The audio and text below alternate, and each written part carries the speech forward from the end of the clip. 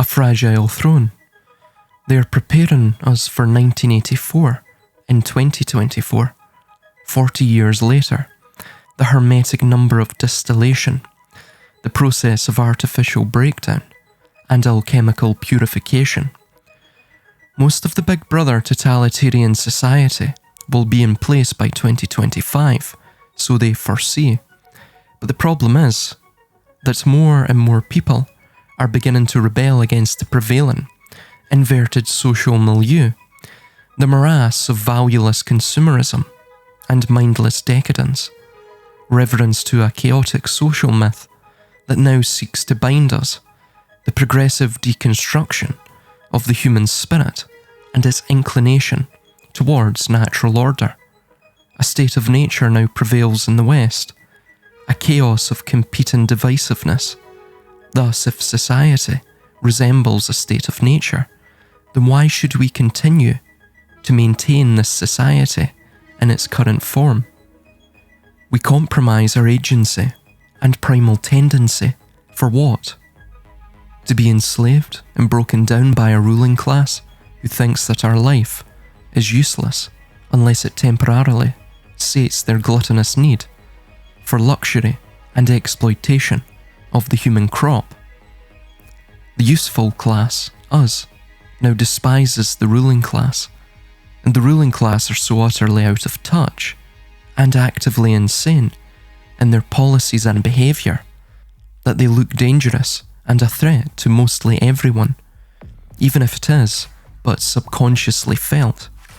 The narrative of the desperate control of power, the clinging to it via the Great Reset, is clear, and ultimately, if the society can dispose of their inclination towards vacuous titillation via the smartphone and social media, then by tomorrow, people would rebel because of a lack of artificial dopamine hits. If one was to disable the data centers and cripple the internet infrastructure, which is absolutely fragile, then one could stop the onset of digital totalitarianism before it even got off the ground. It would collapse the entire civilization in the process, and the return to a true state of nature would then commence. But it is better anarchy than apathy. Every totalitarian system, due to its nature, centralizes all power and thus information. Hence, they will centralize data collection and those servers eventually. In the case of 1984, all it took was to disable the telecommunication and radio networks via disabling the lines of communication. Without these networks, without the veins of corruption and despotism, then there is no blood flowing to the beast, and the beast shall die. When the system eventually comes out of the shadows fully, which it will do because it must at some point, and begin to clamp down overtly on dissidents, which again it must root out, lest the mimetic infection of rebellion, of thought, spreads uncontrollably, then people will see the beast for what it is, and the theatre of illusion shall have been swept aside. In that state, the beast must desperately maintain surveillance and control of thought at all times, spraying the human crops with the cognitive pesticide, lest the thought weeds begin to spread ferociously. If power goes out to the data centers, if the venous network of communication is cut, then the system hemorrhages control until it can clot the bleeding. However, in that moment of the loss of control and the hemorrhaging, the natural inclination to thought begins to be embraced by the populace, ire grows, and the flames of discontent are fanned. The illusion of their control goes, and the state of nature fills the minds of the people. Do this enough times, and the body of the beast will not be able to cope. It shall succumb and bleed out, and like the chest burster from Alien, we shall burst from the cage of its chest, the calcified bars of the totalitarian tomb. And from the corpse of the old beast shall the new evolved man come forth, for better or for worse. Resurrection and redemption is the reciprocity of the wheel, the cycle of time made manifest. We are but the actors who speak the lines, and the unseen maestro beckons us to sing forth the exposition of the many stories he has to tell. We star in a play called Fate. Totalitarianism, no matter its technological prowess, will always fail because its system relies on fragile technologies that are informationally centralized due to the system's inherent paranoia, and thus they are weak to guerrilla action, conducted on their exposed infrastructure and nodes of informational collection. The digital technologies are even more exposed than the informational technologies and mechanisms of collection in the archaic periods of human history. A wire snaps, a data center becomes inoperative, an EMP disables a large swathe of surveillance and data collection nodes.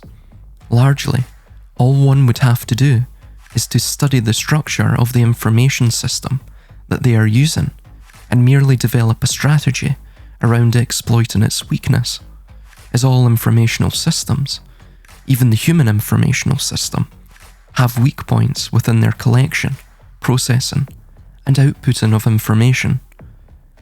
The weakness may not even be infrastructurally based. It may be hidden in the very programmatic construction of the information system itself. They exploit us, for instance, vis-a-vis propaganda and cyber, which centres around memetics. So too shall digital technologies have their own Achilles heel, the loophole by which an agent can be spun, a disruption pattern weaved. Nothing is without its available exploits. Indeed, this is why Harari and Schwab, along with the rest of them, and the various dystopian sci-fi novels, all attempt to scare us into thinking this course of history is inevitable, because ultimately, that is all they have to protect themselves and maintain their grip on power. Fear. Fear is the mind killer, because fear is the clinging to illusion, and the mind and its subsequent organ detests illusions and seeks to break forth from those labyrinthian-like constructs. The only way to maintain fear, thus the illusions thereof, is to keep people in an unthinking state where they transfer their mental and spiritual agency to the state or authority. As we saw with the needlecraft, they also transferred their physical and medical agency to the state. These cretins, these would-be dictators, have nothing, and their system shall burn to the ground, along with their illusion of power. They could pull out one of us weeds, but we shall be born of the ground again and again, because we are innate to the earth, and thus the human yearning for freedom and the natural order is an eternal thorn on the rose of life. We are the force of fire, and nothing but the destruction of the despot shall quench our flame. Indeed, it only takes one cognitive weed to spoil the entire human crop, and it only takes one cognitive weed to spoil their perfect plan for dystopian beauty. To speak is to wage war. To seek wisdom and share it with one's peers is to become a holy warrior, and to thence influence one's peers and disseminate the spirit of doubt and authority is a sacred act of resistance. They will never assimilate humanity.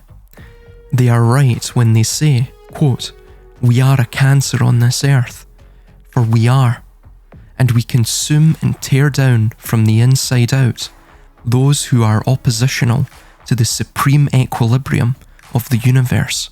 Let the scales of justice balance itself once again with the head of the tyrant and the blood of the freedom-seeking man.